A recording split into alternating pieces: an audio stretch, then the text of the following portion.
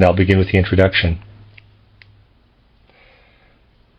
In the autumn of 1813, the German philosopher Johann Gottlieb Fichte published his titled Science of Knowledge, the mature fruit of a lifetime wholly dedicated to the service of truth.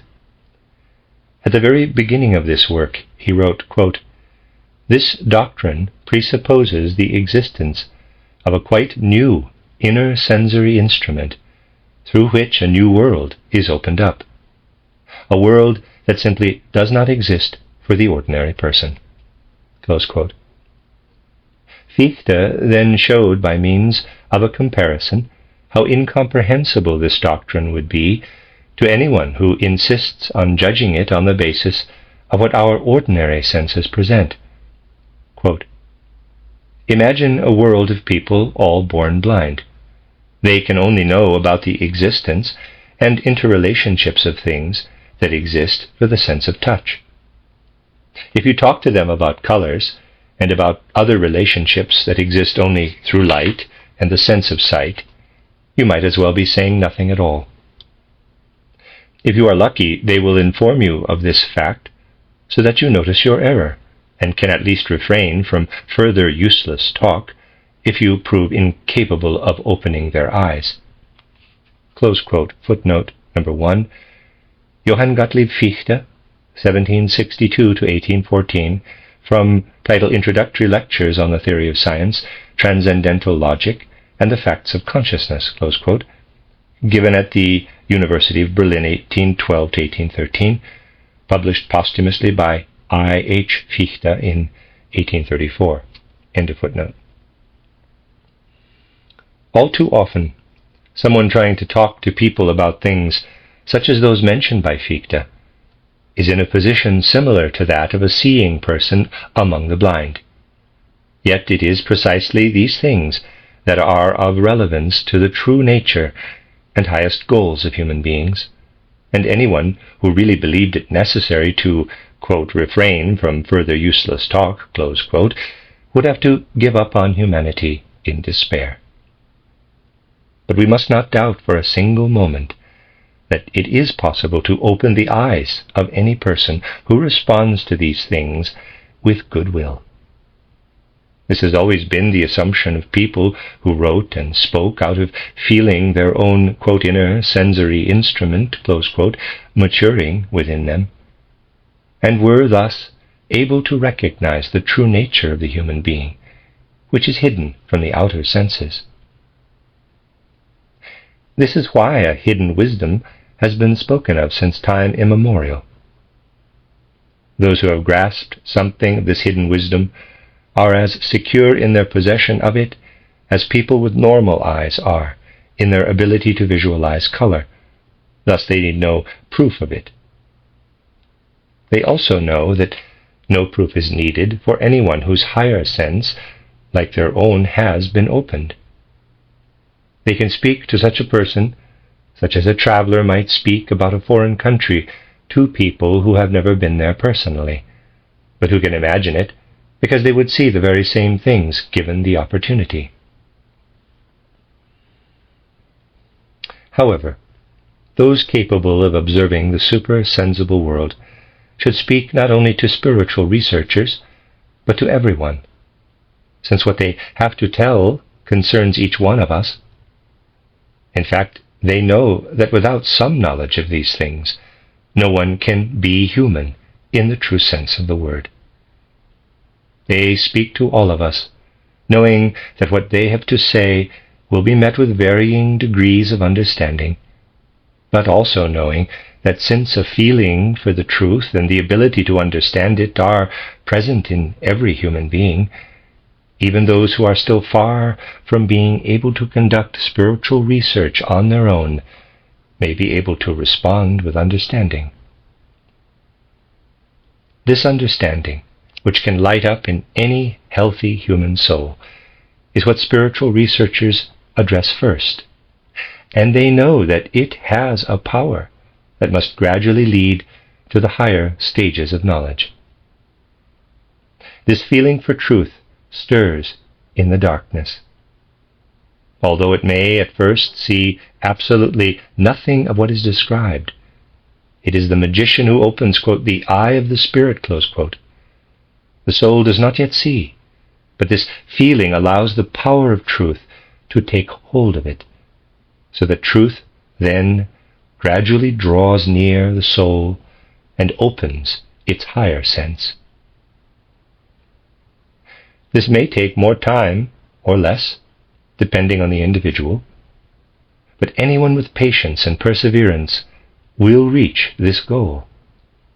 For although not every person born physically blind can be successfully operated on, every spiritual eye, EYE, can be opened.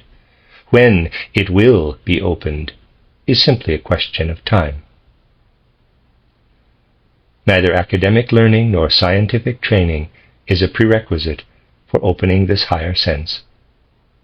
It can open up for a naive and uneducated person as readily as for a renowned scientist.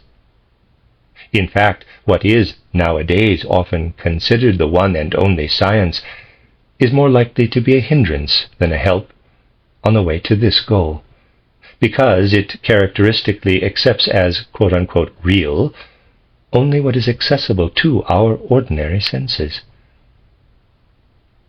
However great the successes of science in understanding sense-perceptible reality may be, when it takes what is both necessary and beneficial in its own realm as the standard for all human knowledge, it creates a profusion of prejudices that block our access to higher realities.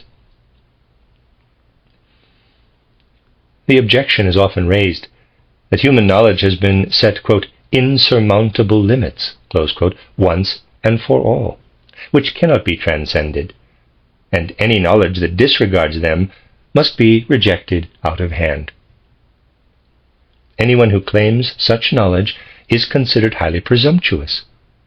This objection totally fails to take into account the fact that higher knowledge can come about only if a development of human cognitive powers precedes it.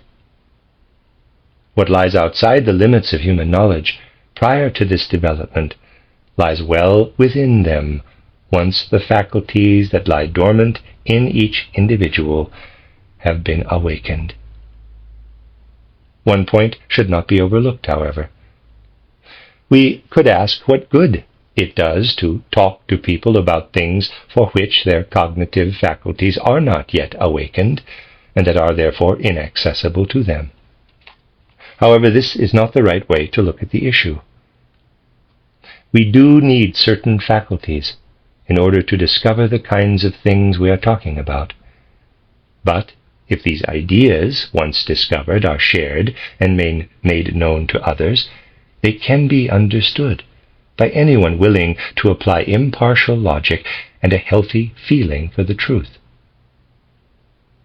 To individuals who allow open, unbiased thinking and an unhampered independent feeling for the truth to work freely within them, this book presents only things that offer a satisfying and convincing approach to the riddles of human life and the phenomena of the world around us. Ask yourselves this question. If the statements made in this book are true, do they offer a convincing explanation of life? You will find that the life of every human being offers confirmation that they do.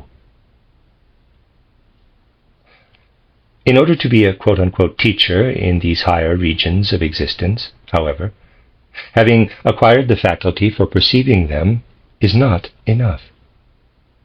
Systematic knowledge belongs here as much as it does to the profession of teaching on the level of ordinary reality. Quote, higher seeing, close quote, does not make a person a knower in the spirit any more than healthy senses make a scholar in sense-perceptible reality. But in truth, all reality is one.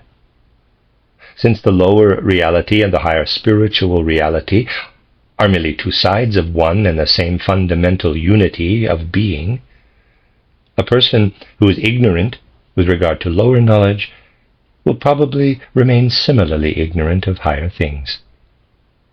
This basic fact calls up a feeling of boundless responsibility in those who, through a spiritual calling, feel obliged to speak out about spiritual regions of existence. It impresses on them the need for humility and restraint.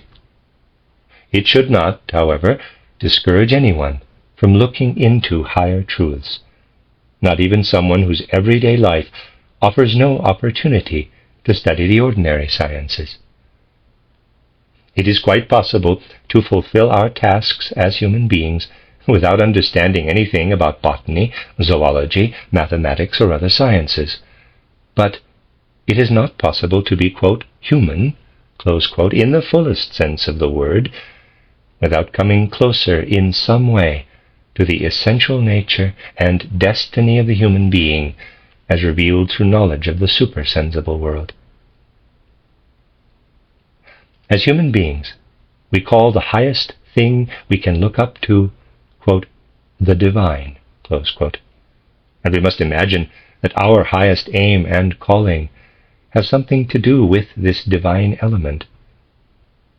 This may well be why wisdom that transcends the sense-perceptible world, that reveals to us both our essential nature and our destiny, is called Theosophy, or, quote, divine wisdom, close quote.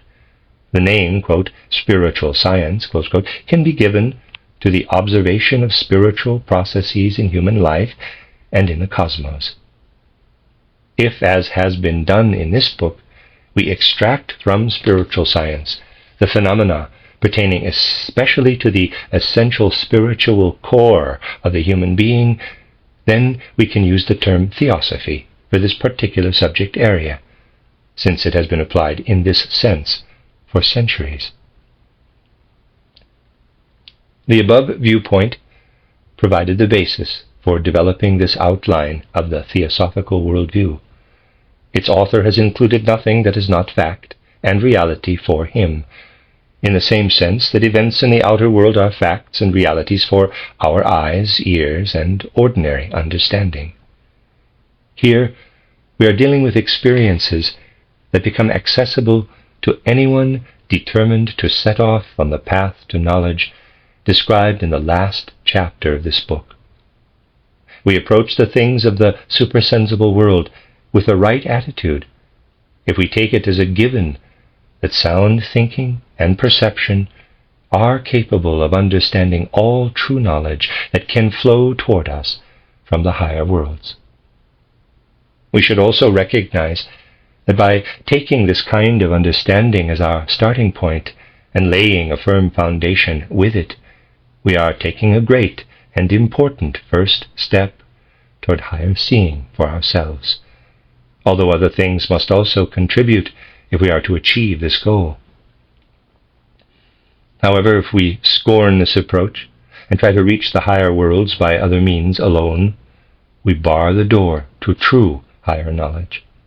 If, on principle, we admit the existence of higher worlds only once we have seen them for ourselves, this in itself is an obstacle to ever being able to see them. But being determined to use sound thinking to understand first what we will later be able to observe actually fosters this seeing. It summons up important forces of the soul that lead to this seership. The end of the introduction to Theosophy.